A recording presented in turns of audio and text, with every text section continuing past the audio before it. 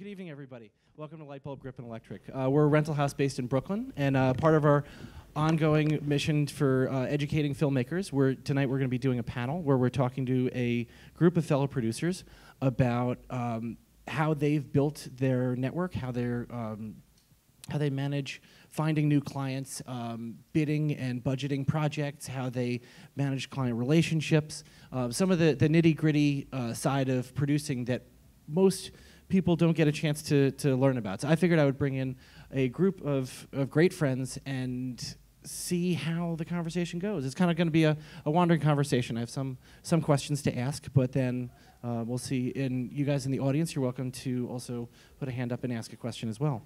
So to start out, I think it'd be great if we had you guys introduce yourselves, a little bit about who you are and where you came from. If you want to give me the 30-second elevator pitch. Ryan, why don't we start with you? Oh, great. My name is Ryan Hamlin. I'm a director and producer. I own my own production company. Been doing commercials for about 5 years now, and narrative projects as well.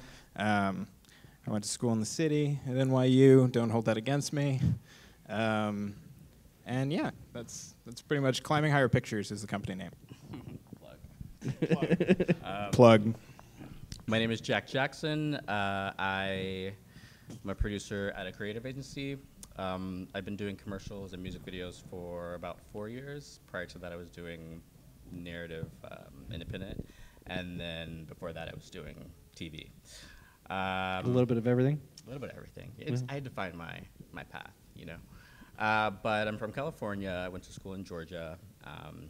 And yeah, that's me. I'm Noor Taka. It's been 2 years I'm in New York. I work on mostly in co-productions because I'm a trilingual. I speak different languages. That's so international productions. So when they come to the U.S. Yeah, mostly Chinese or French. Interesting. So I'm going to ask the question, just a softball to get it started. How did you guys get into producing? How did you end up in that field? Is it what you wanted to do growing up? Is it? I guess I'll start. So producing kind of came around a little bit by accident. Went to school for film, television production, which prepares you for getting coffee. So went into production, did the whole PA route, eventually branched off, started shooting stuff. And at a certain point when you're shooting, you get into this thing where, the whole camera department are people you know, G&E are people you know. It's not a huge leap to be like, hey, we met on that job, you were great. Like, crewing up and getting that part of the producing language out and just being like, yeah, I know people, yeah. We can do that. How much money do you have? Like, that's fine. We can make that happen.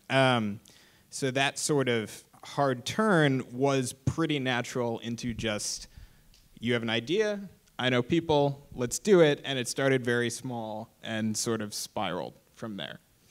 Yeah, interesting. Cool. I did want to be a producer.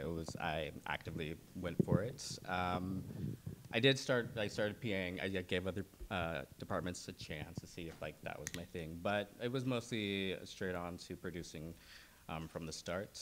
I think after PAing, I started assisting EPs, which was probably the best idea for me because after a while, spending time with them and doing most of their work, they just give you jobs, and you already know how they work and how they want their stuff, so it's a pretty easy transition. When I first moved to New York, I was flying out to Miami in the winter because I was not a fan of cold weather, so I started working for a production company down there and assisting their EP, and then he would have me produce all of his stuff in New York during the summer, so it was a really great transition for that. And then I moved on to a corporate gig, which, just is fine. Yeah, we'll talk more about that in a bit. Noor, how did you end up in the international co-producing market? Yeah, I was in New York. I came to New York to study filmmaking to become a director. But after finished school, I did New York Film Academy for a year because it's the shortest thing. And I started to be AC because I can find job at all in the directing world. And during while I was in AC, I met a producer from China, who has a studio here. He's doing like a lot of big like foreign productions and everything. After that, we talked, and he started to call me all his productions. I didn't do any PA job. I started being production coordinator, production manager, and producer, co-producer. So you just kind of became a fixer in the U.S. Just find suddenly locations, find people. Yeah. I think just because he saw this potential, and in 1 year, luckily today I just came from a union production. It's my first union production I produced in New York. Yeah, it's still, yeah. Cool. Okay, so yeah, let's dive into talking about client work as a producer. In your current status, do you have a method for searching out new clients? So right now I work for a corporation. It's not really. It's like a small company, but we. Are they a production house? Are they an agency? Or? So it's a production house / agency. My boss is an agent, and I'm like the producer who kind of runs the production. But they reach out to really all of their friends who know people who know people. I'm not so much involved in that, so they would probably be better to ask. Interesting. Ryan, you got an answer on that one? Yeah, I mean, the biggest thing, gosh, it was like one of my earliest memories was an old grizzled DP who someone was giving somebody crap. Someone was giving a PA crap about like, you know, don't walk through the shot, or like, don't bring me I want my coffee slightly differently. And he just leaned over to me and he's like, that guy's gonna work for the other guy at some point.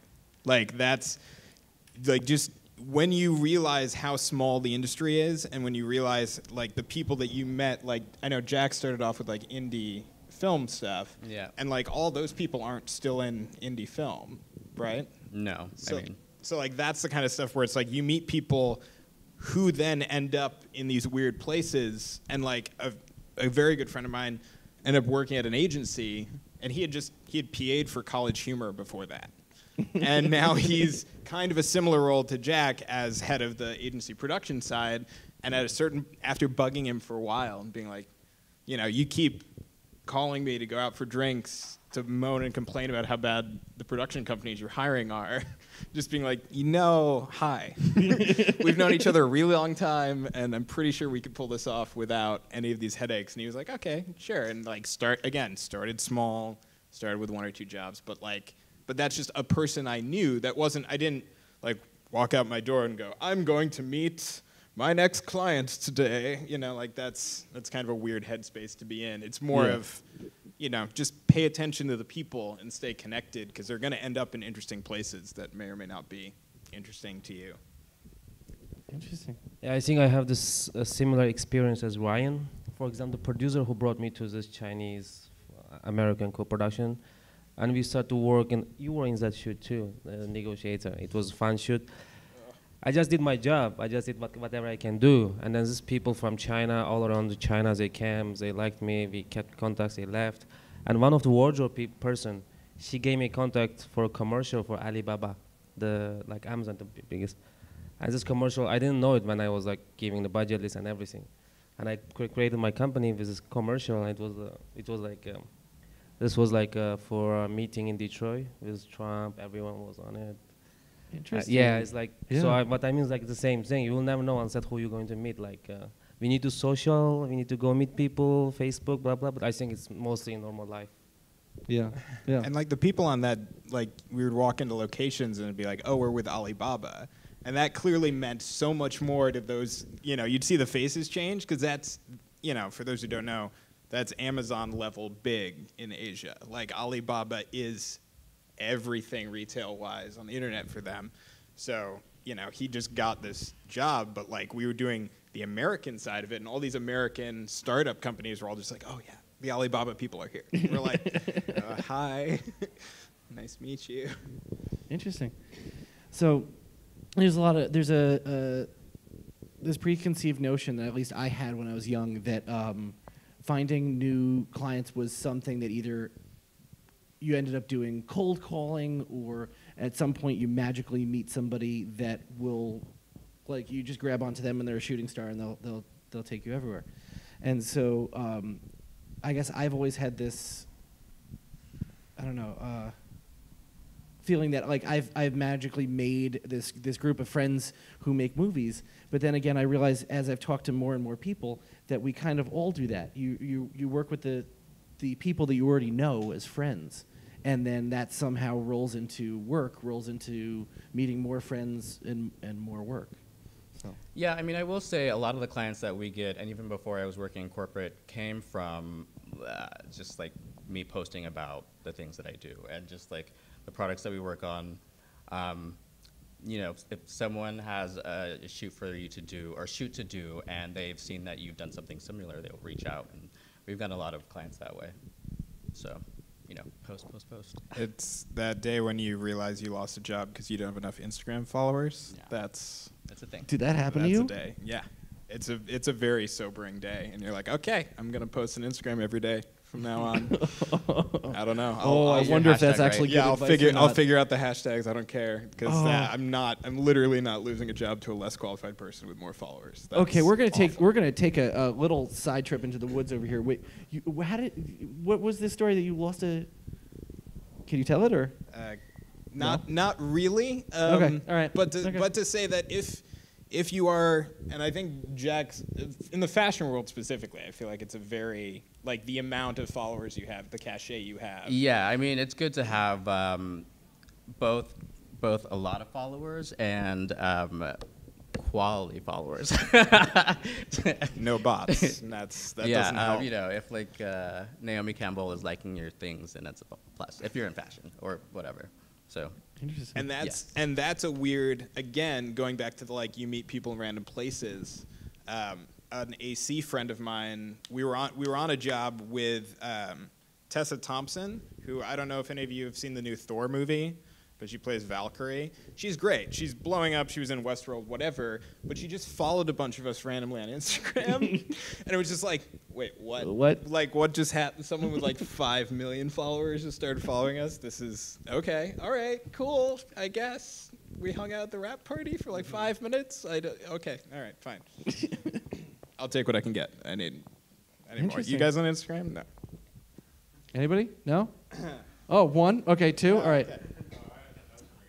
Okay. Oh, yeah. I was asking. Well, onto them too. Let me just get a couple more steps through. Okay.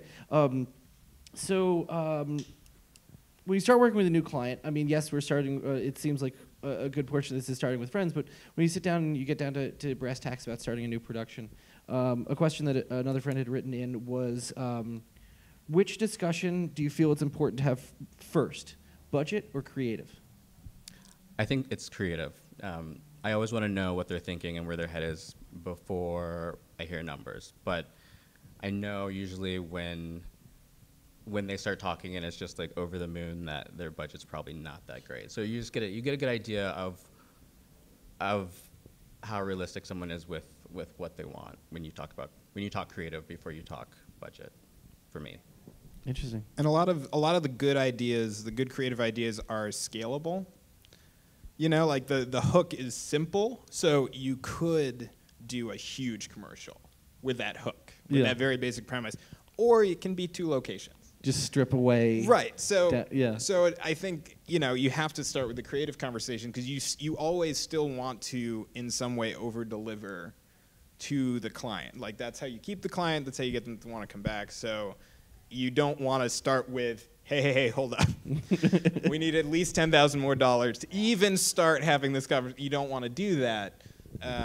So I think, you always start from the creative place if you can, and then if it becomes readily apparent that that's not going to be feasible for you for any number of different reasons, I think that's a totally fine place to step away. And even if you've done a little bit of free, like, creative development for them, that still looks good on you. Because in their mind, that's like, oh, this is a guy who is committed and interested in us, and maybe we'll come back to them when we do have more money. Because they're, they obviously want to work. Which has happened. You may not get it that first time that they try you because of whatever reason. But if they like what you've done with the pitch and really everything and how you handle them, then they'll come back. They if remember you have it. did good work. Yeah. Yeah. And it's just easier because they already have your email. Yeah, that's great. But like honestly, that's a thing. Like once you've had the first conversation, you're on the list they're gonna hit through for the next project just because they literally already have your. It's easier for them because the email's already in the system. Get on the list. Yeah. Yeah. Okay, that's something I hadn't thought of before. I think it's really different with co-productions. Like, for me, it's the budget first. Like, Oh yeah. yeah, because they don't. They all want to film They at the all White have, House. yeah, And they have different way of doing this production in their own country, and they come here. They think it's the same easy way. For example, Chinese productions, they work like 18 hours a day, and anything they need, they can make it. Like, you know, it's not like here. It's not. There's no like really protection for location, the crew, nothing. So, as he said, I want to hear the budget first, and I will tell them what can we do, the scale. They left, Yeah. and they come back again because they talk to someone else in this local production. Like, they give like 10 times more than. Right. Well, that's interesting too because part of the reason you have to talk budget first is that your baseline creative is not the same.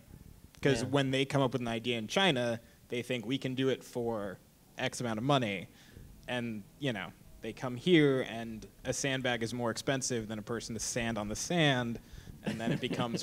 Isn't that? Wow. No, this is a real. wait, no, thing. actually, from what I know, that's a thing. Yeah. That's what I've heard anyway. It's usually the Bollywood production producers tell me, but they're like, yeah, having a sandbag line item was like something they balked at because it literally just you have enough people that you can just have a person stand there, and then that person can pick up the stand and move it. So it's even better than a sandbag because it can move the stand around for you. Oh. Yeah.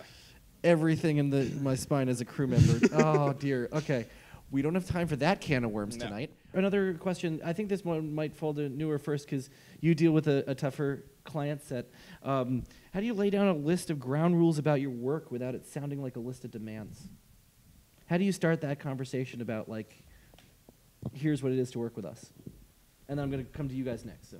Yeah, you should tell them all the rules from the beginning, because You just start with a sheet of paper Yeah, and- we just start with everything what you can do, especially for Chinese clients, especially for like, you know, I think I saw a Bollywood production here happen. I went to set and everything. If you don't tell them, they think it's the same thing over there. So you need to tell them all the rules first. Yeah. I'm not afraid of it sounds like a demand, because it's not like what are they doing here? Because for example, there's a commercial comes in like Maybelline. They have so much choice as a production company in New York. But for the production from China or somewhere else, they have only several choice. Like you know, there's Yeah, not much yeah. of the company can take over, Yeah. or can make it happen. So for me, it's an advantage. So I can tell them, you can do this, you can do this, you can do this. You need to rap at 12 hours. Like, you know, you can put totally wherever you want. We have rules. You need to, like, I tell them all the rules from the beginning. I need to know the budget, and we have rules. If it's okay, we can cooperate. If not, Interesting, yeah. You kind of got to give them the edges of the sandbox to play in. Otherwise, that's it what we did goes- for this production now I'm in, because when they came, they said, we have crane, we have sphere light and everything. I was like, okay, and it's union, and it's going to be major. They're like, oh, how much is it going to be? And we give them budget list and talk back and forth, and it became like union tier 1 production. And then we gave them the list of all the rules they need to follow. oh, the union handbook kind of thing? Yeah. But still, we're breaking the rules. But But that helps because at least you can point at someone other. You can point at the union and be like, it's not me. I'm not forcing you to do it. It's them. that's the Like, good side. I just point at the police, like, you know, TCD. Like, he's not saying, he's saying no. Cop but- says no. But cop is not, like, you know, he's like, But we're making a movie. It doesn't matter. yeah. So, Jack, in a more creative space, how do you work with your clients? So, can you clarify rules? What rules are we like? Like union rules or our specific rules? I guess it's how the production needs to happen. Who's responsible? What say does the client have? How many Oh, revisions okay. of edits are you doing? That sort of thing. So that's something that we chat out via, you know, once we get awarded, we chat out who's responsible for what. it's something actually that's written out very clearly in our initial bid. So you do bring it in as you're bidding. Yes, Yeah, but we also not everything is set in stone. So we chat about it with the client, and then we let them know what we can and can't do. It's usually not. It's not that big of a deal. It's like if we can't do it, then we can't do it, and that's the end of conversation. So yeah.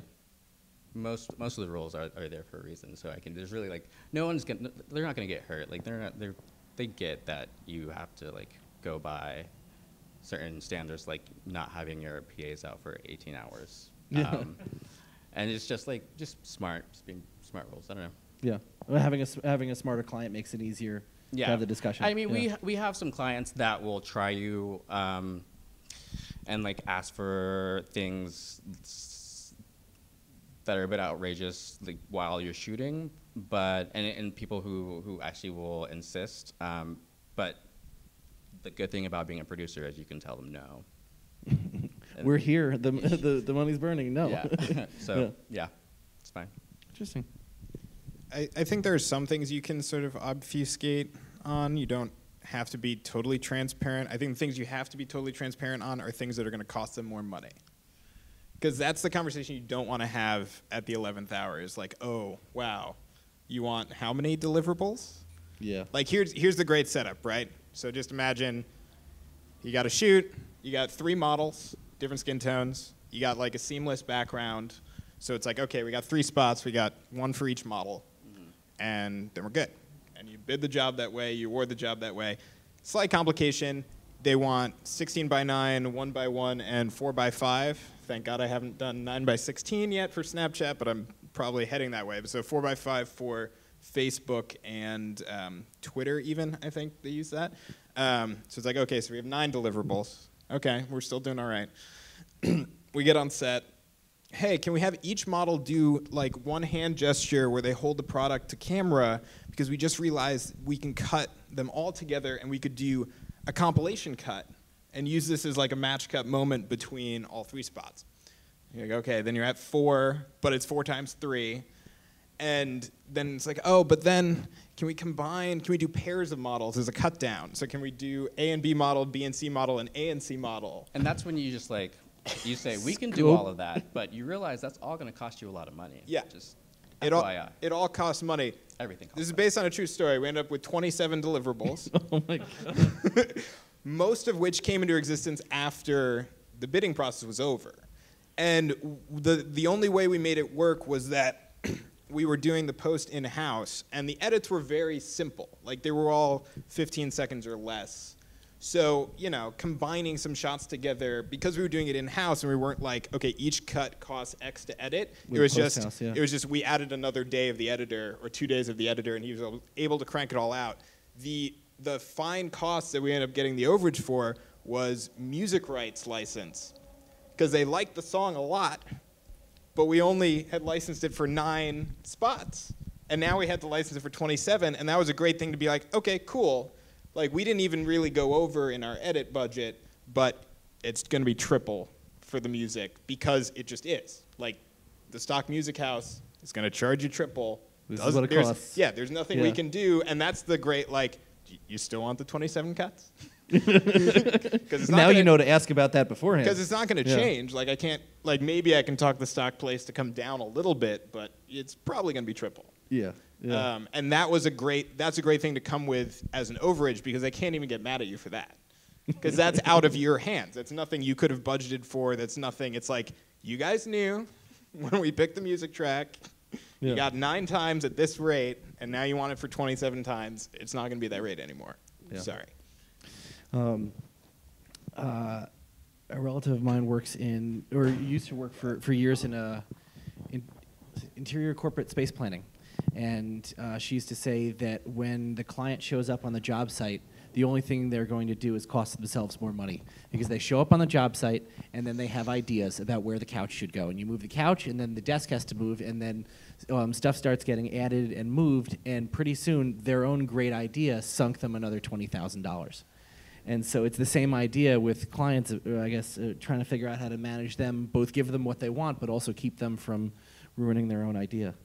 So Oh, I think a good way to manage that, especially if you Ruining their own budget. want to work with them, or if they work with you multiple times, is to like let them have one or two things, but be sure to charge them on that that extra photo or extra like video or whatever, just so they know that you're not working for free and you're not doing this for for cheap. it's not jumping through hoops. Yeah, because they'll just get worse. It'll get a lot worse.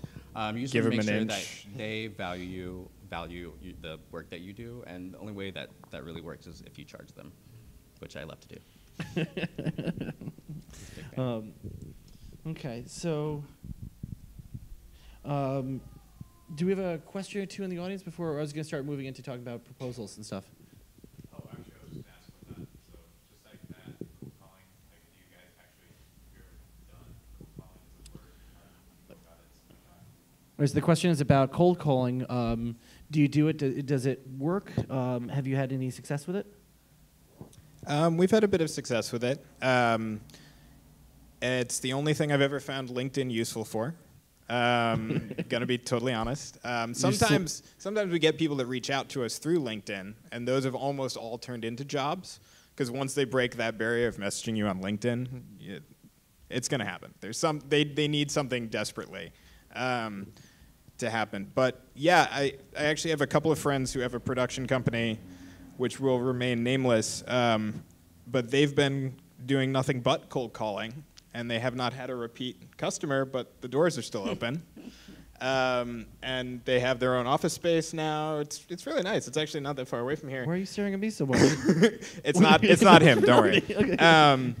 But they, again, it's like they're running through a list of agencies. They're running through a list of directors. Sometimes you can hook in with a director and be like, hey, we love what you do. That's a great starting point. Every director loves to hear that. We love your work, and we want to be involved in the next thing you do. You might be tied to an agency already, but maybe there's a smaller project that your agency doesn't want to foot the bill for, or that you just want to play around with. And like those relationships, those sort of cold calls are good ways in when you're sort of stuck and not sure where to go. Do you ever cold call, like, for example, when you're trying to do a music video for an ad, you cold call the label and hey, the production team has done, X, Y, and Z. Are you interested, do some of the treatment, or? So the follow-up's about, do you ever try cold calling labels for music videos? Yeah, so labels are interesting because they have money again.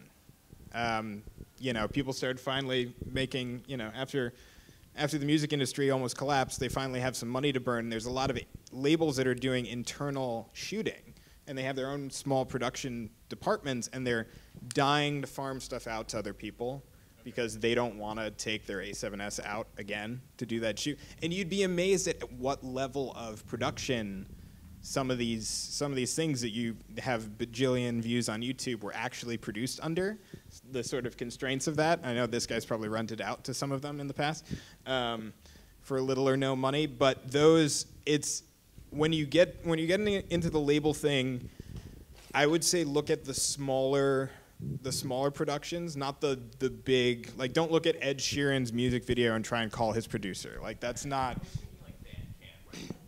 Sure, but you don't have to go that low. There are people who have to make, like they have a contract for every music video. Every song on their album has to have a music video.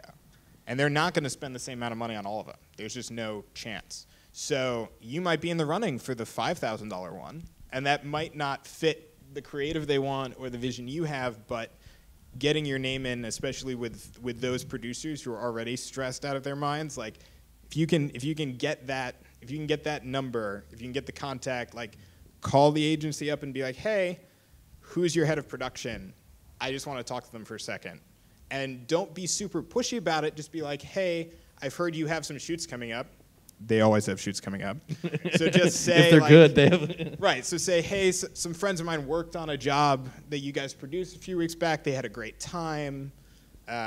We'd love to be involved. And like, you're not necessarily going to produce the first one. Maybe you'll production coordinate. Maybe you'll get looped in like Noor got looped in. But your foot's in the door. They know that you're competent. They know that you're capable of pulling something together. Okay. I thought it was a great answer. Okay. Your sixth follow-up? They don't let you do this in the White House. Okay. No, that's fine. So like, just to go on that example, like I was thinking of cold calling someone. They do mostly like they have like 2 animation music videos, and like they played in New York for like a $15 cover at like a record store. It's like I figured that was like a reasonable target. I wasn't sure whether or not to send like here's this idea I have. You can apply it to something new or something existing. Look up their next record store show. Oh yeah. Like be there for the show. Don't want to sell you merch first, and then you open up with, hey, I'm also a filmmaker. I love what you guys do. If you need help, just I've got some ideas. You can also ask them. I don't know how much music video stuff, but everybody always has songs in the can that they either can't get out on the album or they're working to try to get in their next thing. And those are the songs that their label might not even know about, but they might be willing to explore with you creatively. And if that doesn't lead to a video, again, at least you're on the radar. Okay. You spend the free time to spitball an idea for a music video for a month, might not get made, but you're still on their list. You're still in their mind for someone to talk to. One of the tough things about chasing bands directly, though, I found in the past, is that the band doesn't usually have the money, especially not if they're playing smaller venues. So if you're pitching them a video, they're going to say, great, when's it going to be done kind of thing, but it's kind of going to be on you. So yes, you're chasing work, and it might be great to work with somebody who you admire and produce some great work as portfolio pieces, but that's not stuff that's going to pay the bills. I can tell you that right now, just as a cold, hard light of morning kind of thing. And that's also hard because if they're looking for, in your example, it's animation, right? Yeah, well, I was going to suggest doing live action with them because that's something that I haven't done. It would be different, and the record show already happened, so I'd probably email them. Yeah. Are you expecting them to pay for it, or were you going to do it for them? It's a good question. How big is your plan? Is it you and a handy cam, or is it? Involves a bunch of trampolines, but we'll see. So I guess maybe I'd talk to them and see what they could swing and be like, well, I care. So it would also be like a portfolio piece. So I'd probably consider maybe adding some money into it. But Yeah, let's see what happens. Yeah. Let's see what happens. I mean, the music video world, you're probably going to be bankrolling some of it in the early going. There's no way around that. Okay, but we're getting a little off into the woods. Okay, that was So all right, we're gonna limit it to 2 follow-ups. Okay, let's jump into talking about proposals and pitches. Do you guys ever find yourself pitching work upwards, or are you given ideas coming down the food chain and you're told execute them? I'm curious to know. you see pitches all the time. Yeah, mostly if it's a brand that does it a lot, they already have an idea that they want kind of transformed into a better idea. So they'll have their main, Are they giving you a napkin sketch idea, or are they giving you a deck? No, they're giving a deck. They're giving a deck with what they want the wardrobe to look like and what they want the action to be like. And not all are as specific as others. Some are very loose. It's just different. Some people want us as a production company and the directors that we use to take their idea and make it their own, and others want you to do their deck verbatim, and I don't really understand why they hire us. But they usually have something, an idea. Interesting. Yeah, I mean, I've seen all the way up to getting handed a full storyboard. Wow. In a deck. That's not unusual, especially when you're at a certain tier, and especially when it involves if it's a client that's international, I think is the easiest one, because that's just there's too many people that have to say yes, and there's too many people that can't get checked in with on set if you come up with a brilliant different plan. So they have to have all those meetings, they have to hash all that stuff out so far in advance that you end up basically just shooting the boards they hand you, and it's kind of up to you to find something creative, because you still want, at the end of the day, you still want them to believe that you and you alone are the reason why the spot was good, right? So they hand you the whole right, deck. because you want them to come back to you again. So you have to find something in that, even if it's just the lighting, how you decide on the look of what's actually on screen and get everyone on board with it. If they love it, then they're like, that's the person that knows the look of our brand. Like, it's, yeah. And then you get the stuff that, you know, I'm jealous of some of Jack's stuff because it seems like directors have a lot more freedom, you know, to develop the idea.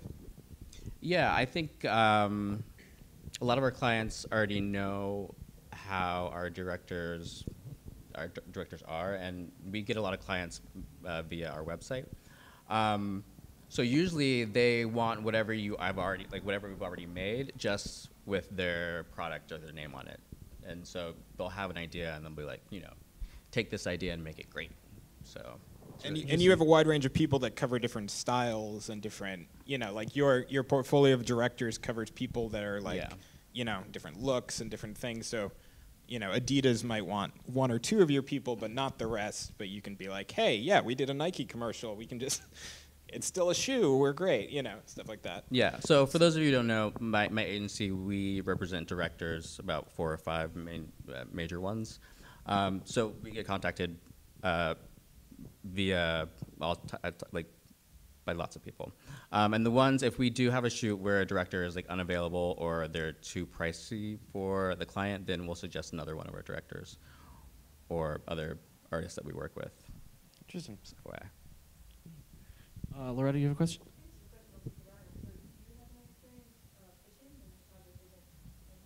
Do you have any experience pitching with a that was something actually I was going to ask about was, yeah, do you ever get a chance to pitch ideas, like come up with the next Got Milk and pitch it towards a client rather than being handed stuff? Yeah, we've done a couple that we've actually had. They had a location in mind, but they didn't know what to do in the location. Yeah, I guess I can say, because if you look up the website, it's on the website. So we did a Burger King commercial, and it ended up being the first Burger King commercial that was shot in the back of a real Burger King. Like, we shot in the kitchen. Interesting. And it was... How was the lighting? The lighting was great. we made that kitchen look amazing, and considering it was in Queens and it was not that, I was like, why did you guys pick this one? Okay. The one down the street, I think, had more pedestrian traffic and made them more money, so shutting down the one they shut down for us was less of a cost issue for them. But that was a great spot because it was about celebrating the Whopper. And so we kind of had carte blanche to cover that process in any number of different ways. We had a great motion control shot that wrapped around the Whopper as it built itself layer by layer. And that was a shot that didn't really exist in any of their boards, and that was just a thing where we're like, oh, we can just go for this. It'll look great. And then you get the additional problem of you have to reassure them that it's going to look great, because it wasn't in the deck, and no one higher up signed off on it. So you're like, okay, we're going to try this. We're going to shoot an alternate that, you know, we all know will work and you trust will work, but just let us do a rough post pass on this, and I swear you're going to love it. And they did. And so that pitching process was interesting, I think, from that perspective of trying to actively sell them on things that no one had thought of, I guess, in the previous 2 or 3 months that the project had been gestating. Okay, so you're not normally in a position where you're bringing an idea to a client that they haven't already written. I haven't done like a cold deck like that. But I've heard they work. I've heard they're effective with, you know, opening, if you're going to go direct to client. Agencies, I feel like, are more bent on you executing because they're actively the middleman. I think these days there's a lot more direct to client happening, and the clients are interested in like your raw idea because that's what they're getting from the agency. That's what they're paying the agency to do, is come up with a bunch of vague concepts that they can eventually sign off on. So I think building a deck that has a good idea, if you have a client in mind, is definitely a step in the right direction for that kind of sell. Interesting. Okay.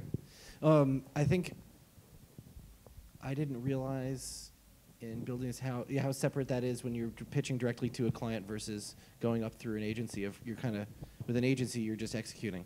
Yeah. Interesting. Did you have a question? Yeah, I just wanted to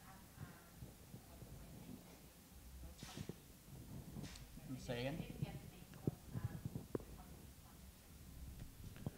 So I'm going to leave the name out just for reasons that my company is really private, but it's a major agent. Jack's You've joining seen us their as stuff. himself and not a representative of the company that he's with. So yeah. Okay. Sorry. What were you saying? So my company's Climbing Higher Pictures. Yeah, that name's changing in January, by the way. We got some feedback that it sounded too much like an inspirational '90s VHS tape, so it's gonna be rebranded and relaunched in January. It's gonna be called Best of Both Media, and I think that website is actually live already. It's identical to the Climbing Higher page at the moment, but Cool. Noor's got a company. Noor, what do you? Yeah. Yeah, my own company is Radiance Pictures. This company is dedicated mostly for foreign commercials. I work mostly and then the other company I work a lot with is Nmaze Pictures. That's more feature film, TV series, and everything. Nmaze. Nmaze Pictures. Nmaze. Okay. Cool. They do like Nmaze. everything from Asia in New York. Like pretty much. Like, do you know of another production company that handles? Yeah, I heard there was a TV series from China. They came and they shot in LA, and they got shut down in the middle. They didn't able to handle it, and they came to us again, and we're like, no, we have another production.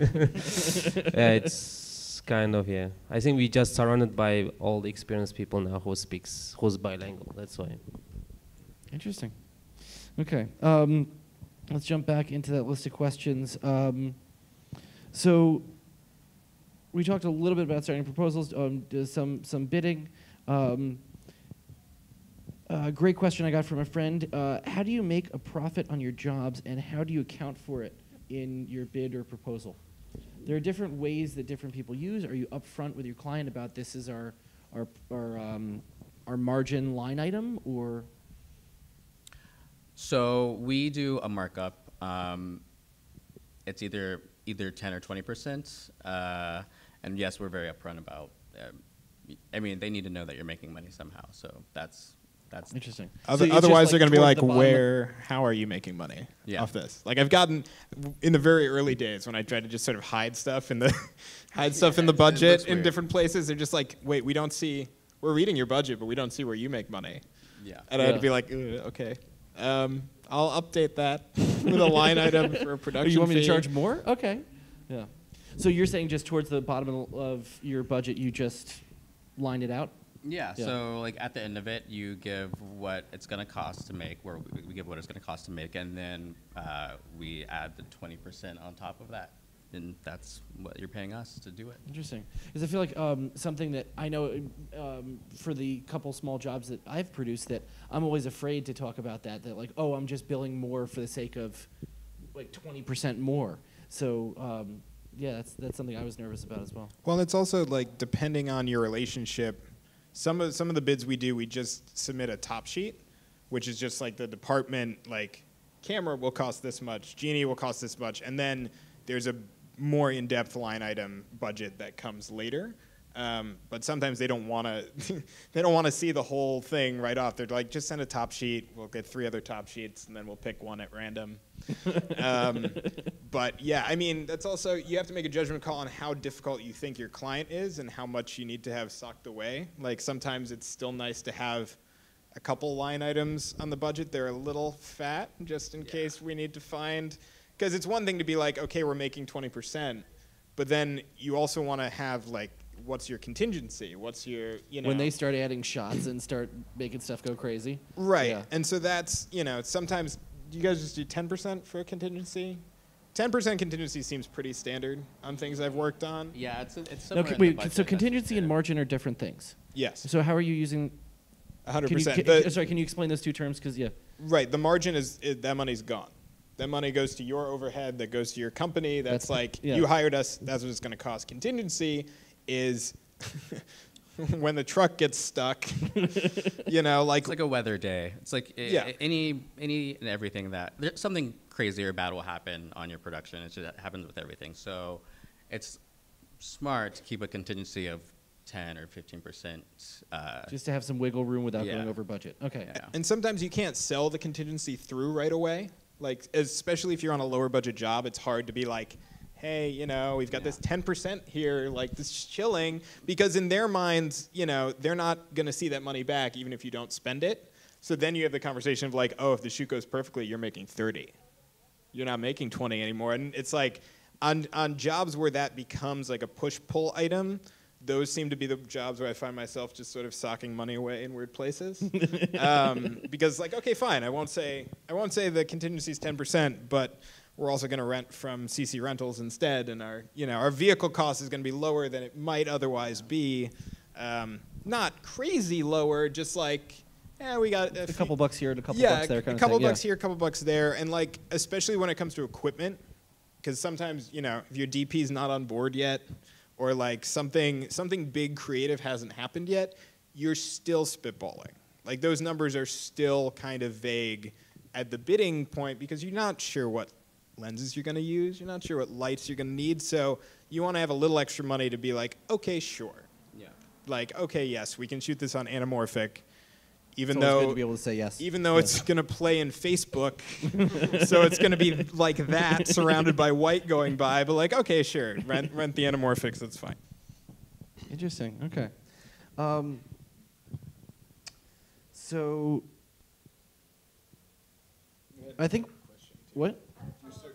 Oh, I'm sorry. Yeah. So when you say you put 10 to 20 away for your company, does that also include your producer fee and your overhead and your printing, all that stuff, or those also?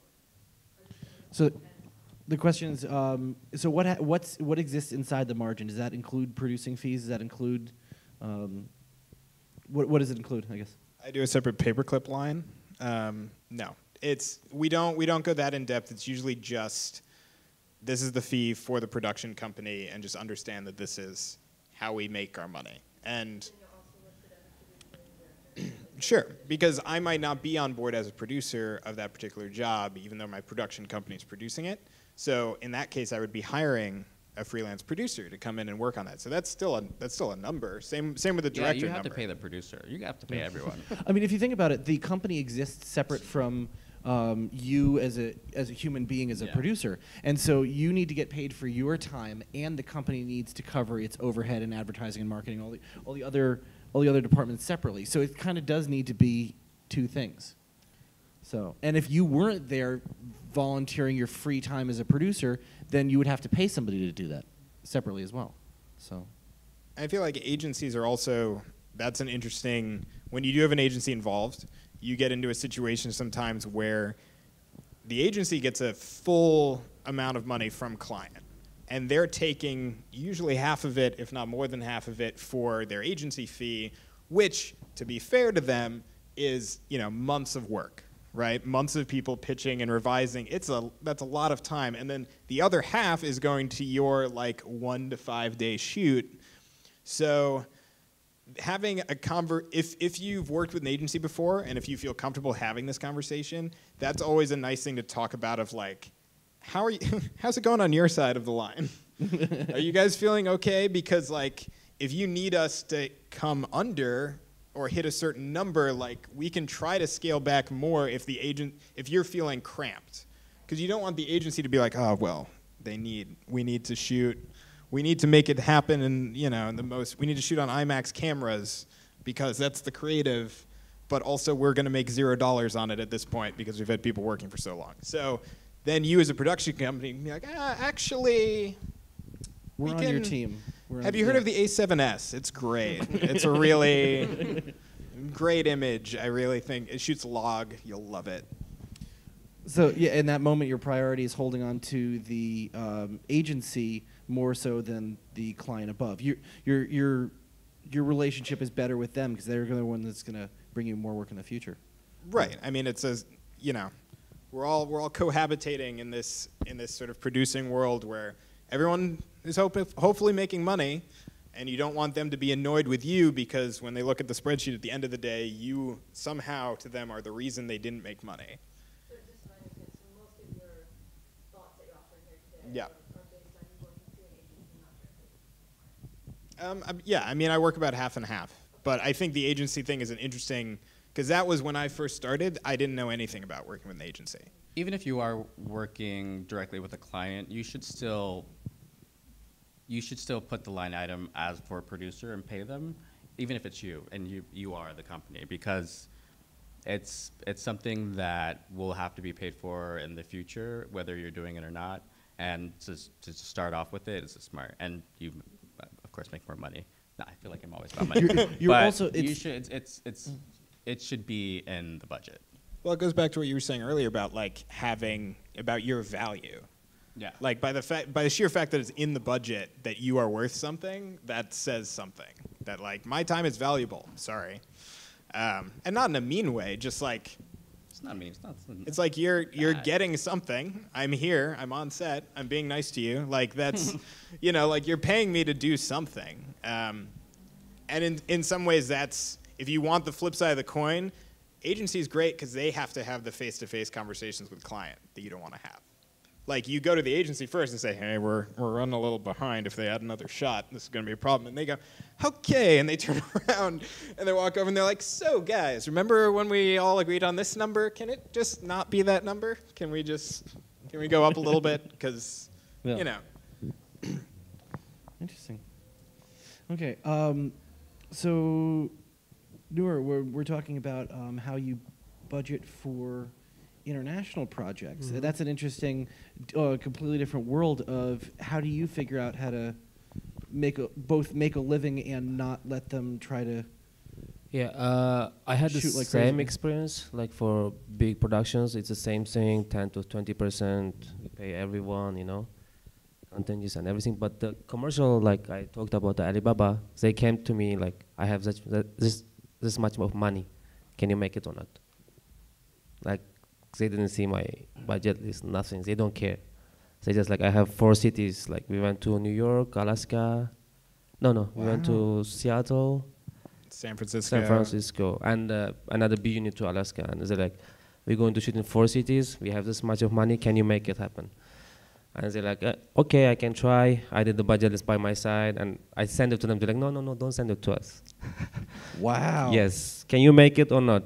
And I told them, how many mini we using? 3. And I was like, no, it should be i7s if you want to do it. And they're like, no, they disappeared. I told him, like, he was my camera operator. I told him, we're going to do this. And then they're like, okay, we're going with someone else. I was like, okay. It's like, anyways. And then I went to DC to see my friend because I had that week off for this production. And I was in DC on the way. They called me. They're like, we're going to do with you. Anything you ask, we will follow you.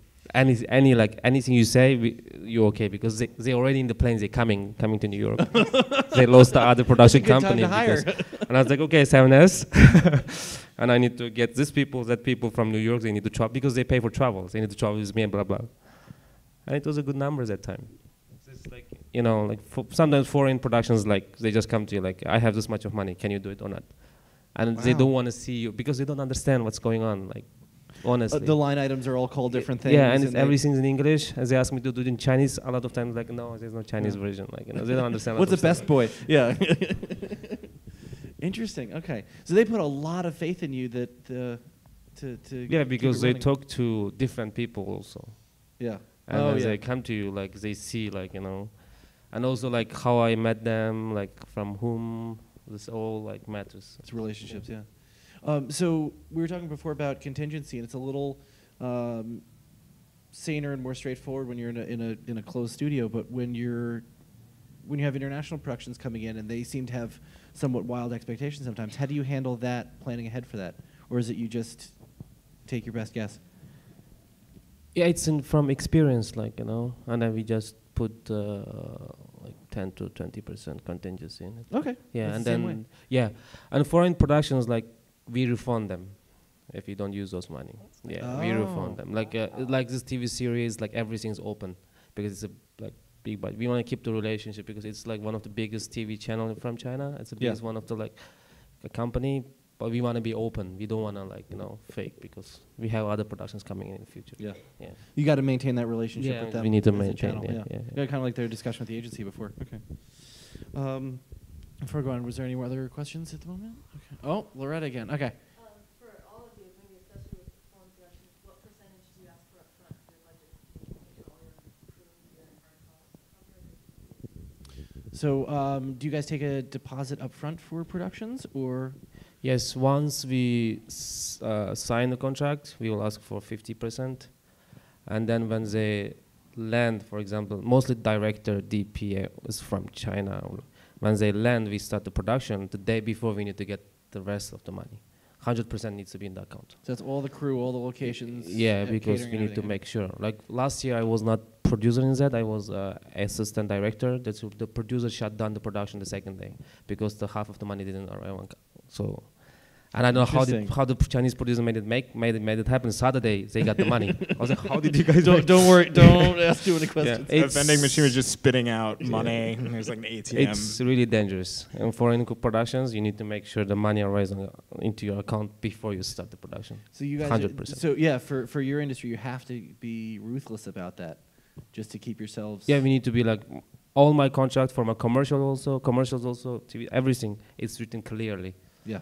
Yeah, it's like you need to be like, if you don't pay upfront everything, I don't want to make that money because I don't want to owe money in the crew in New York, Yeah. like, you know. As everyone gets on a plane and vanishes again. They leave, yeah. Yeah, you have to chase them halfway across the planet. Interesting. Do you guys have a? So we standardly usually do 75% that should be paid 4 to 5 days before the first shooting. Sometimes we'll drop it to 50% if we're not spending that much money up front, but for the most part, I personally won't let a shoot happen if we haven't gotten a 75% in, and I'm very clear with my clients on that. So yeah. Interesting. Just before we move to you, Ryan, is there any variance in that stuff for long-running clients, or is it really, if you've been working with me for a while, you know what the game is? It's more of the job. So like, we have a shoot coming up, and we had to fly a lot of people out, and we had to start working even prior to the initial award, and after like so much money, you get kind of nervous, and you're like, well, you need to pay us, so that if you just decide that you don't want to do this anymore, we're out of all this money. And sometimes we don't have to spend that much money prior to the shoot, so that'll be one of those times where I'll be like, yeah, I don't need it. It would be great, but Just shows your commitment. Yeah. yeah. Interesting. Ryan? 50% before, 25% on the day of shooting or before, so we end up at 75 before the camera starts rolling, generally, and then 25 before the final delivery. Because once you let go of the final delivery, whoosh, goodbye.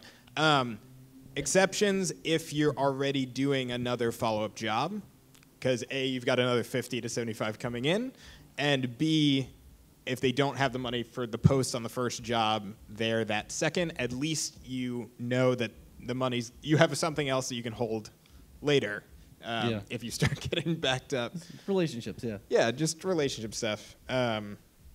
Yeah, it doesn't always work that way, but yeah, that's the goal, and that's the contract. You have to have it in writing. Yeah, it's always in the contract. Always. We do 25 as soon as we stop rolling. Oh, so you do it at cut on the shoot day. Have check in hand. Yeah, that's Wow. nice. Okay. That's a good way to do it. Interesting. You touched on this topic before, but I figure we'll dig into it a little bit. Managing growing expectations about simultaneous social media content, and how do you promise around that? So Ryan, you brought in a phrase when we had a brief discussion before we started in prep for having the panel, where you brought up the term aspect ratio soup, and you want to tell us what that means? And it clearly is a stress point, so I figure it's something that'd be interesting to talk about. It's just so much pain. I mean, it's what we do now. It's, hey, Why does it happen? we do one commercial, but we want it to play on every social media platform, and it's all got to be full res, the height of everything. Fun fact, the Alexa Mini shoots 3.2K for real, which is not tall enough to be 1920 vertically. So if you have to do a 9:16, you can't. You're punching it in. You're sliding by, but it's like a 15% punch in. It's awful. It's honestly awful, and you don't want to have to be the producer that's like, hey, guess what? You're going to shoot it on a red because we just need you to shoot everything wide, and we're going to have to do this and a square later. Hopefully you can convince client that you can do a reset for the next shot, so you could like swap a lens, and you can like, you're not, because that's, you know, you're killing your creatives, you're killing your director, you're killing your DP when you tell them that, hey, it also has to look good like that. So you try and make it as, you know, as light a touch as possible, I think, when it comes to breaking that news. And, you know, sometimes I think, honestly, your best bet is try and get a commitment as early as possible. Because what's going to happen, yeah. Right, where is this going? Because a lot of times people hire you just for a Snapchat job. And then people just turn the camera sideways. Like that's a favorite of mine, is just camera on its side, because like we're committed. The whole job's gonna be this way. That's a great thing. You're like in post, you're like, nope, sorry, we shot it all vertical. But yeah, they will always want more. So it's cutting it off as early as possible in terms of what's doable and because if you're gonna do a reset, you're doubling your schedule. Like, even if it's just, okay, we're going to back the camera up a little bit, like, that's a second shot. It doesn't feel like a second shot because you're not moving everything around, but, like, if the performance is a problem and you only nailed it on take 9, you got to expect that it's going to take you another 9, you know, when you're shooting it vertically. And there goes your day. And there goes Piece your by whole piece, day. there You're goes like, your great, day. cool, we got 4 shots done today. Yeah. But we got them in 3 different aspect ratios, so great. So one of the things that, like, we often feel obliged to do as producers is to over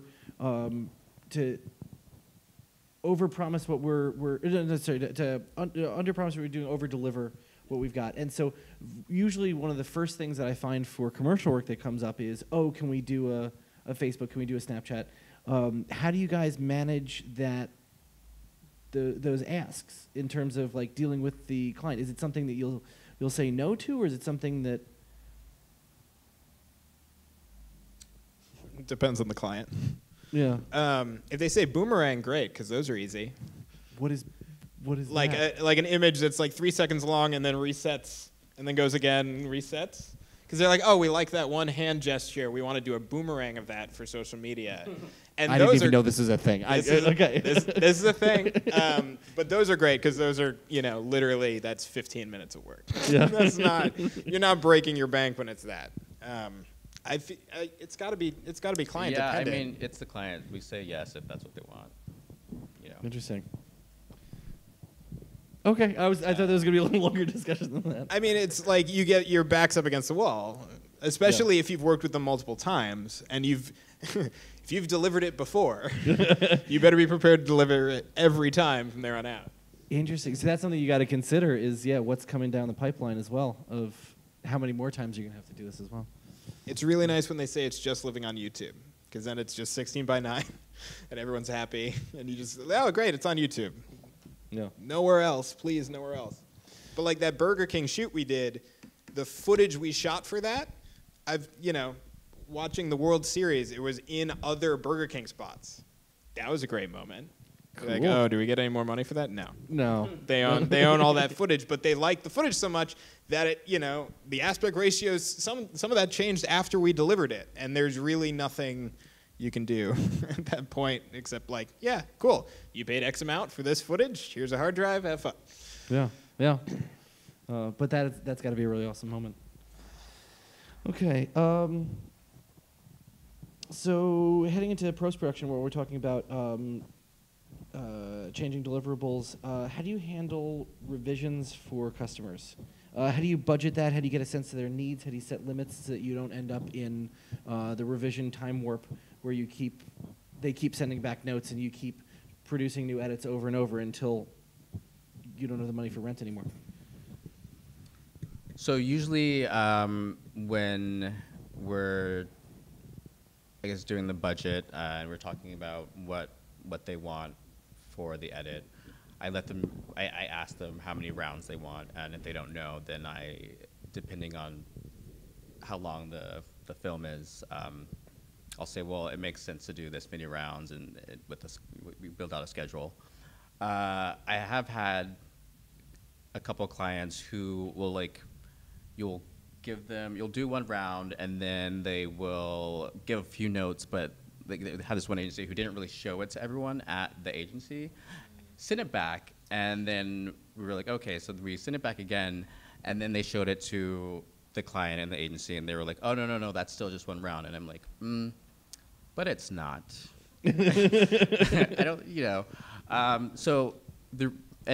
let that happen once or twice, it's fine. But like I said, if it happens a few times, you just very easily say, okay, well, we're happy to do that, but here's an overage, and you're going to have to pay for, a post-producer, labor, keeping the office open, the air conditioning, just FYI. So it's just, you just add it. How much do you really want this last revision? Yeah. Yeah. We're going to hand keep in doing it. Starbucks receipts. You're going to go. Interesting. I just lost my train of thought. Where's the? I think knowing their delivery date is important for that, for the number of, because there's a certain point where you can only do so many revisions, and you kind of have to give them a full day to respond, or else you get situations like that where it's like, hey, we're all good, and then wait, we're not. and then the second round they show it to their boss, who they declined to show it to the first time, and then it's like, oh, we're not good. In fact, they like some of the stuff we had originally. Let's put some of that stuff back in because they were pretty sure they remember, Hi Mucky Muck #2 remembers the deck, and there was that great thing. What did you guys not shoot that? What happened with that? And then we have to be like, we had it in the first cut. Here, great, cool. So, Jack, I noticed you rolled over this a little bit, but if we're talking like to a market of young producers who are usually doing relatively small budget projects, is there a reasonable number of revisions that you would say as a general starting standard, I guess, before you get into bigger projects? Like 3 or 4 would be fine. Okay. Yeah, enough to make them feel happy, but also not too much to annoy your editor. Because you have to think about them too. Yeah. Okay. So you give them a couple rounds to at least get their idea square and have a vision. Okay. Or have a sense to say in the vision. Yeah. Depress your director too, because the longer it goes, the less of whatever that little bit of creative spark is left. Yeah. So at a certain point, they're just like, I'm over this thing. I mean, I remember you had an editor working while we were shooting because you were sending cuts back to China. So this thing was I had like 3 editors working at the same time, because every CTV shot needs to be edited by the night before. We need to send it to China and say feedback. Like the commercial company feeds back, and then Alibaba gives us a feedback. In the end, the 3 editors was not enough for us, and we put the commercial. Like I gave them like 5 cuts, like 5 times you can modify it. It ended up like 15 times. I don't know. If they want to do that, yeah. But it's really important, I feel like, to write into the contract that here's what happens when you go over that point, and to be clear about that up front, and they have to sign that up front, because then later when it comes back around, you don't have to argue, you just point to section number 14 on the contract. You don't want stuff like that to be a surprise to the client. You don't want to be like, oh, by the way, that's going to be an overage, and they're like, what overage? And you're like, it's literally right here. Yeah. You signed, your name's right there. All those words. Roll up a little bit. Yeah, you also just don't want them to think that you can just like pass it back and forth and just like, you don't want them to have such easy access, really, because they'll take it and run with it. Interesting. Yeah. Pretty much you're right. always. Another fun question, dealing with post, is it easier for you, I know it's going to be a project-to-project kind of thing, do you prefer to do post in-house or to send out to a post house? There are different kinds of relationships. Or another question could be, what do you value about working either way? I feel like there's got to be a budget threshold, like a personal budget threshold. Okay. Hope It's they're the all streets right. of Brooklyn out there. I don't know. Yeah. Whole bunch of hooting and hollering. All right. Yeah, I mean, there's got to be a certain budget threshold where you feel comfortable, because post houses aren't cheap. You're generally not getting a post house involved because you have no money left and you just really want to, you know, the mill's not going to do color on it just because you ask them really nicely. That's not going to happen. But if it's a big client and it's your first job with them and you kind of feel like you have some money to burn just because you have it, the mill has really nice couches. They have really nice, you know, like you make them feel like they're getting the red carpet treatment, even though, you know, you might have a friend there and you might have gotten a better rate than, they don't know. They just know they're at the mill for the color grade and everything looks nice and shiny and they're happy. There's a great ad for the mill right there. Yeah. Yeah. That's a lot of milk. There's a lot of mill. There's a lot of other great post houses as well. I do a lot of post house, but I also, like he said, I have gotten to know great people at most of the post houses, and they usually give me a really great deal. So it feels like an in-house scenario because we get so much of a discount. And their friends. Yeah. And their friends. But yeah, mostly it's a post house for me. Interesting. Noor, do you deal with that much post? No. No. That I think that's a good side for me. Just they come, they shoot, they go, bye bye with hard drive. And then Hard they drives in the use mail. Okay. Yeah. That's the best part. I don't want to deal with post production. Because they do all the cutting over there, right? Yeah, always it's cheaper and they work day and night. So. Oh, she don't laugh at that. So, any guys got any questions you want to throw in? Let me just grab Rachel. So what's the difference between a board and a pitch deck? What's the difference between a board and a pitch? What do you mean? Oh, sorry. Was it a board and a pitch deck? Board versus the pitch deck.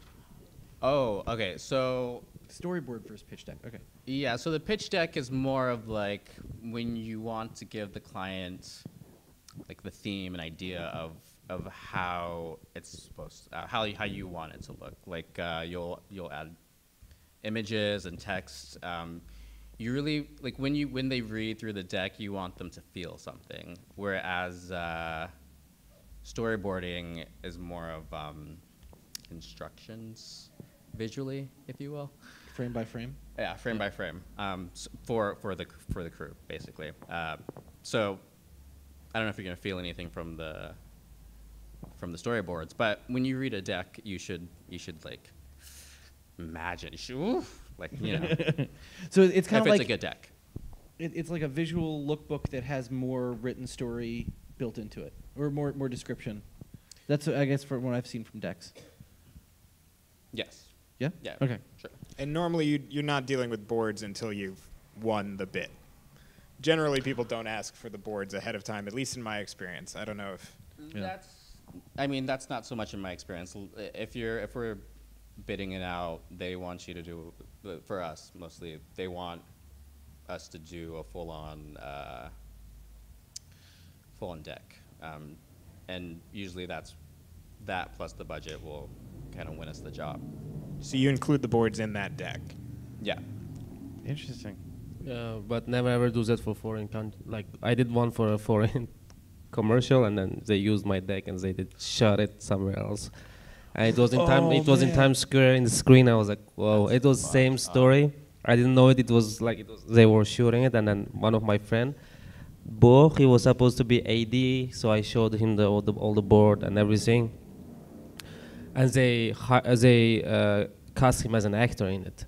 And he called me during shoot. He's like, "Man, it's your storyboard. Here's what you did. What you guys did here." I was like, "What can I do?" Like, you know? Man, So really be careful. It was a really huge experience. that's shady. Yeah. Well, how would you be careful with that? I mean, is there anything you can do? I think I showed the deck, not the storyboard, too detailed, too much information, how the story was, how it should be, like, you know.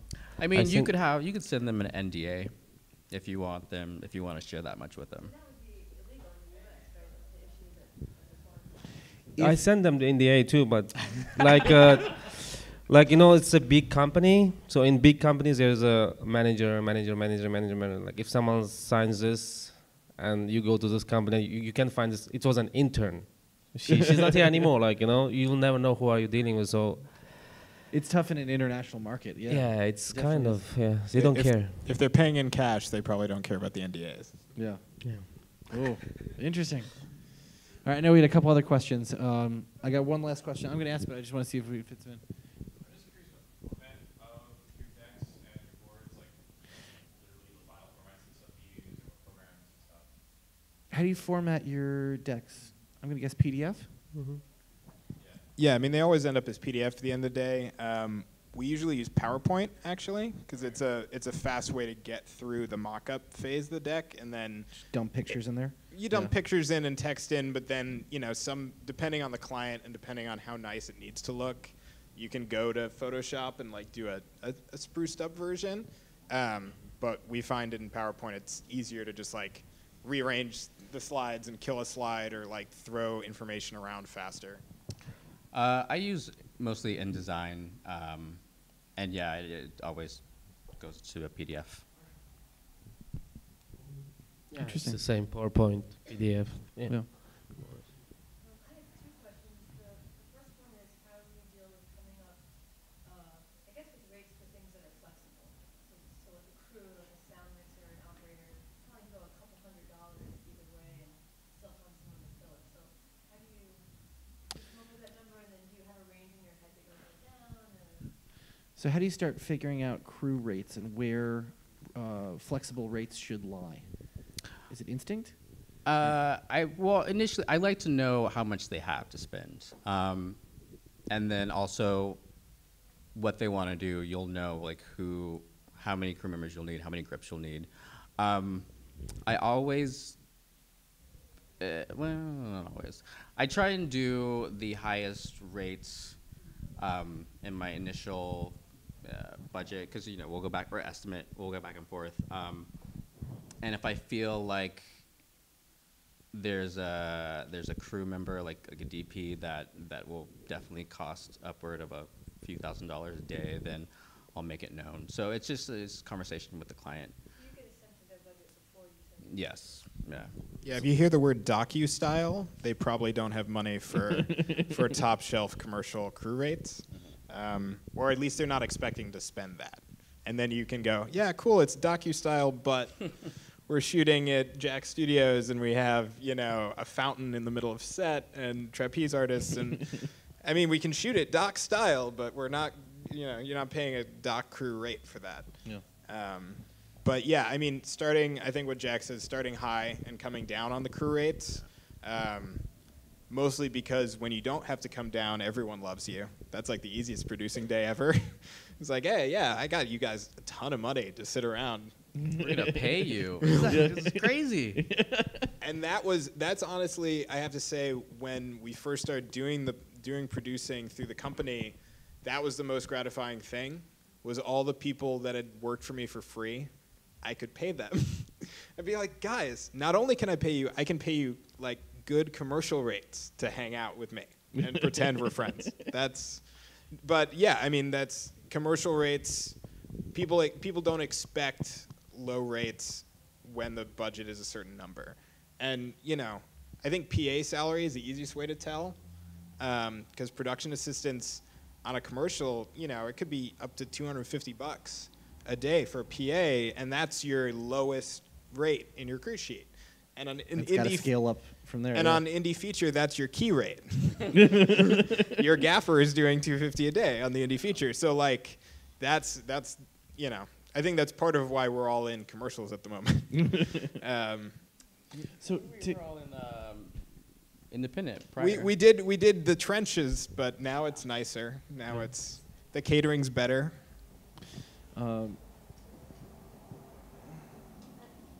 One other question? Okay. Which was, when you mentioned the thing about rights, so do you tend to, they have an agreement for this one project, and do you then sign over all the rights that they can use it anywhere, and do you tend to deliver all of those offers? It depends So- on the project. Just the question was, when you finish a project, do you sign over all of the rights and deliver all of the raw footage, or what percentage do you give? It or- seems like when we work with agencies, the agency at least wants everything, because they might be in a position to renegotiate usage of footage later that was created through the agency. So the production company almost never ends up keeping any rights. If you're in a direct-to-client scenario, I try to keep as much as I can, even if it's just trying to limit, like, hey, we're doing this for social media, but guess what? We're still shooting something that looks as good as that TVC television commercial that you spend $1 million on. If you want to turn this into a TVC later, we still want you to come and talk to us and pay us more money. So that's, if you're contracting for a social space, it's nice to try and hold on to, like, no, I'm not just giving you a drive with all the footage, because I want you to come back and ask me to use it somewhere else. Did that answer your question? Wonderful. Okay. Do you have any other outline questions? Oh, hey. My question is about low and highs, either when you're submitting an estimate or a top sheet, or even when you're doing a full-out budget, how often do you provide a low, high, and then if you do, what's your spread? So as you're bidding a project, how do you figure out your low and your high?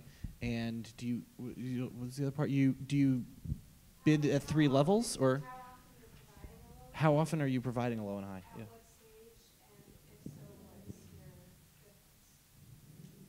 difference? I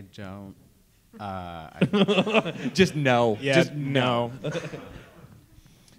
And unless it's you're going direct to client and this is the first interaction with them, I think that's a position where if they've never, like sometimes they've never done video content before and it's their first like real video shoot and you're in the front door, but they're like, oh, this is going to cost $500, right? And you're like, no, but we can tell that you don't know how much this is going to cost. So we don't want to have your jaw hit the floor with the big number.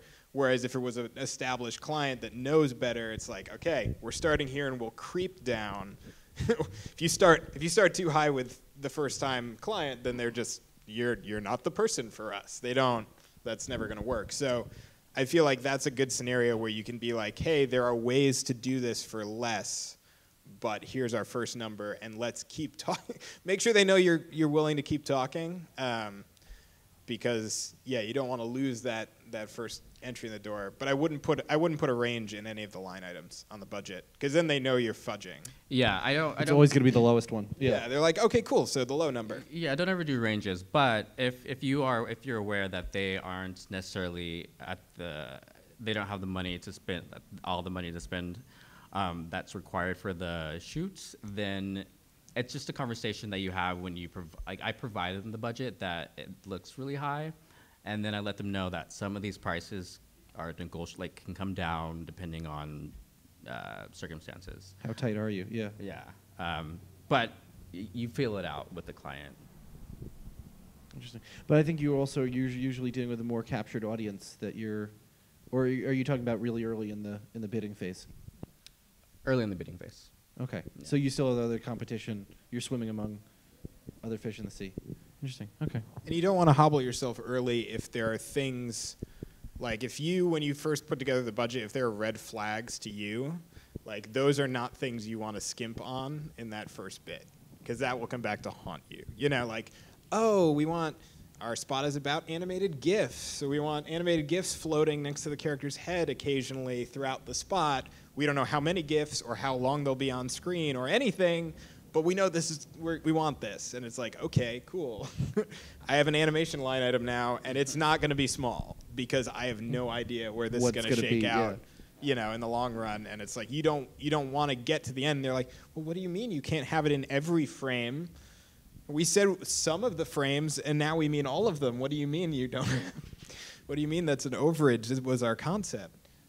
So yeah, you don't like those are the problems. Those are where to them you look like the reason why it's not working. Like they're never never at fault. They're never soul searching that and saying like, oh, we were bad at communicating. It's you didn't ask us the right questions. We knew the whole time that it was going to be in every frame, and you just didn't ask us before you bid it. Yeah, you really have to anticipate what the issues are going to be a lot like down the road, because there will be issues. Even if they're great clients, there's an issue. Experience and gut instinct. No. Yeah. And if you don't have either of those things, just aim a little higher. Yeah. Just give yourself more, just give yourself a little more contingency. Just, Yeah. From my experience of doing a lot of event and like capturing live event work, when I was bidding direct to client, I'd bid 3 levels, and then I always knew, like from a producer who did this long before me had taught me, he said, they never take the high one, but then your goal is to bring them from the lowest to the middle, because the middle is the one that you're actually trying to do. The middle ones should be your reasonable high. So. And you're dealing with a corporate client, though, right? You're dealing with someone that, they understand 3 boxes. Yes. So Right. we're taking that for granted already. But I'll have clients who are trying to do I don't know, a wine festival or something, and it's like, oh, we just need you to come cover this with 3 cameras. How expensive could it possibly be, kind of thing. And so, or what's your best price? I love that question because nobody knows what to do with that term. I was like, oh, I was going to give you the worst one, but now I guess I'll give you a better one. You asked so nicely. Yeah. So, so I end up, I would live a lot in a 3-box system, but then I knew that third one was always like great commercial rates, and we're getting trailers, and it's unreasonable. It's higher than you would ever expect to go, but we always know that 0 out of 100 clients are going to pick the 3rd box. It never happens. So, because if they see that there are less expensive options, even if they were planning on spending $100,000, your top box was like $55,000, but then they see that, oh, we can do like 80 or 90% of this for like for half in the middle box. Like we're going to do that instead. So they never end up, it's just by psychology, they never end up picking that top box. Well, that's like it's 99 cents at the end of the price. Yeah. Yeah, it's not it's not $40, it's $39.99, so I'll buy it. It's that. It's like, I don't want to do the most expensive, but I don't want to do the least expensive either. So we'll go middle because, from a pride standpoint, it's like we didn't spend no money. Yeah. But then again, when you come into this with a client who's only expecting to spend like $2,000 and we're up in the 10 or 20 grand range, like you're trying to see if you can get the client on the lowest one, or if nothing else, move them up one step to that middle one. So, yeah, I try not to put too much time into that 3rd box. It's just like throw some stuff in there and see what happens. But that's my 2 cents on that. Do you have any other questions? I got one more if not. Okay, wonderful. My last one I feel like is a really tough one because it's something I struggle with as well. How do you maintain client relationships in those gap times between jobs? And this is, are you a Christmas present person? Are you a weekly newsletter about what your production company's working on kind of person? How do you, it's a weird world that we live in between friends and business relationships. So. I actually just got an email last night from an agency that was titled "No Gifts," and it was just our company policy on the holidays is our employees are not allowed to accept gifts on the basis that this is you're currying favor somehow. And I hadn't worked with this agency in years, but I'm still on the email chain for the "Don't give us anything" email. So yeah, I don't think that works for that. It works great for rental houses. Find out the guy at the rental house's favorite alcohol. That's a great one. Is that me? That's me. I guess in this scenario that's you, but that's especially when you start the bid with the rental house, like, hey, I know I always say I have no money, but I really don't have money this time. Can you help me out? That's like a not very expensive way to being like, thank you so much. Can I tell you how many times I've heard that line like today? Have you ever heard an email that didn't start that way? Have you ever got one that's like, Adam, we have all the money? I have had a couple customers who have come to me with a whole bunch of low-budget projects, and then they finally come to me and say, hey, we can finally do this right. And so I'm like, awesome. And we send them a quote, and it's like, maybe 10% off?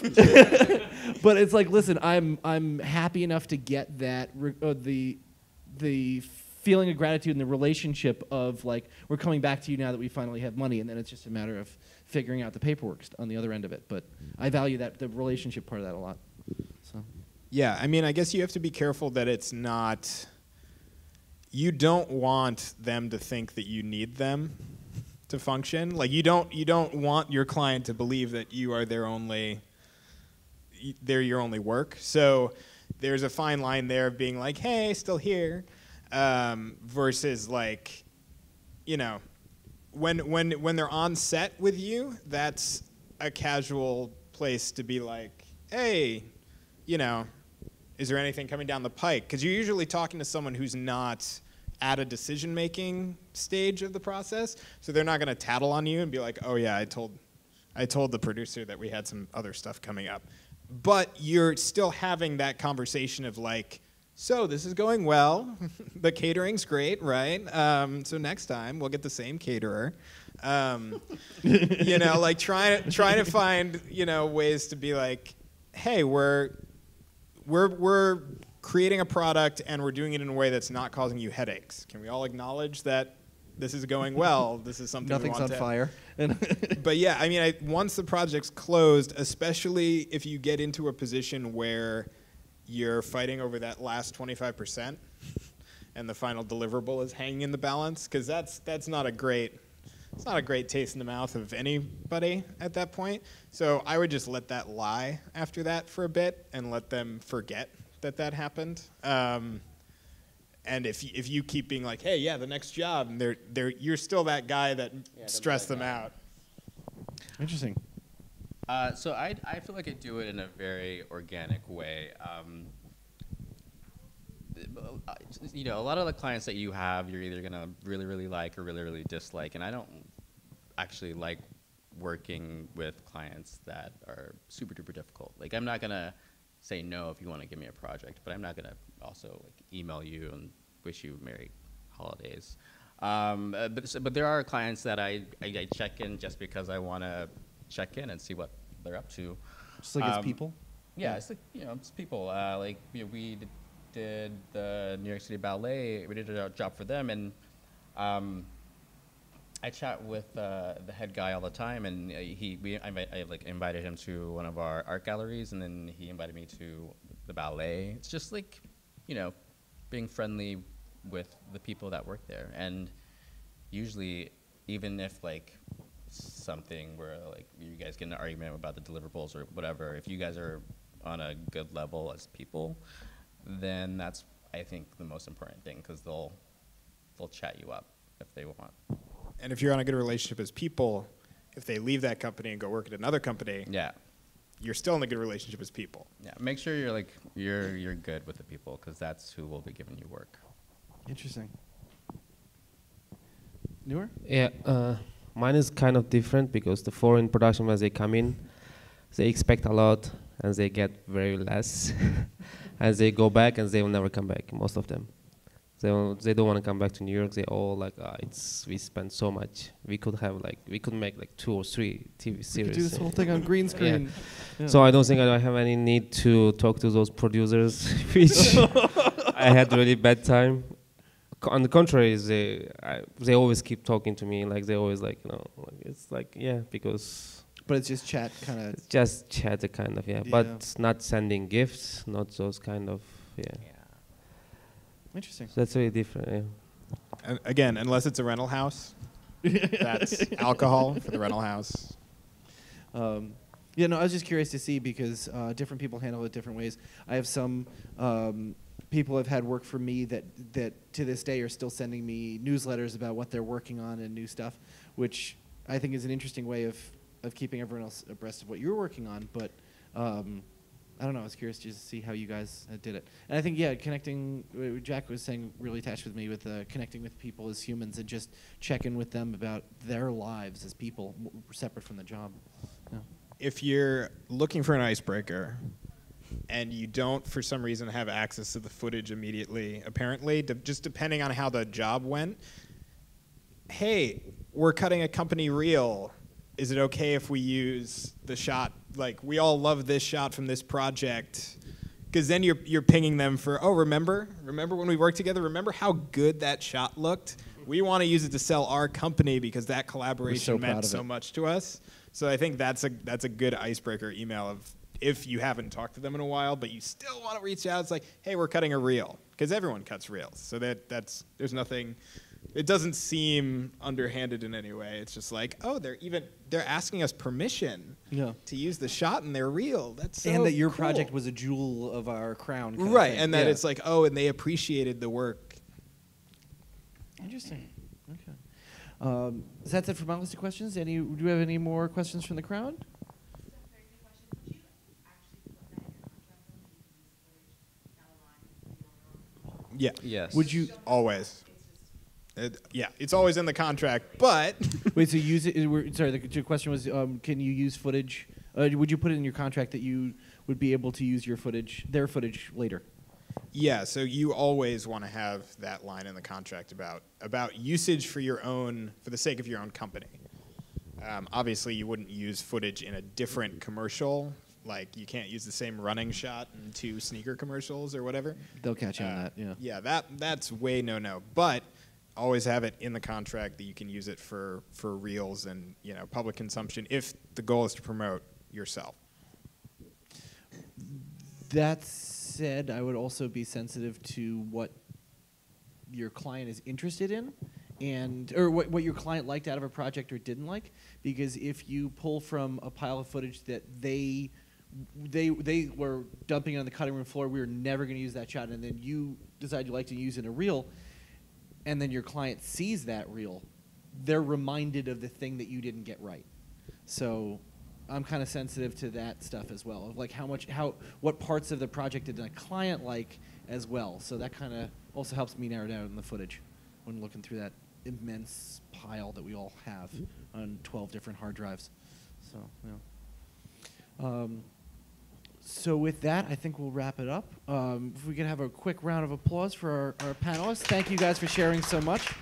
We appreciate it. Thanks for having us. Yeah, thanks, Adam. Thanks, guys. All right.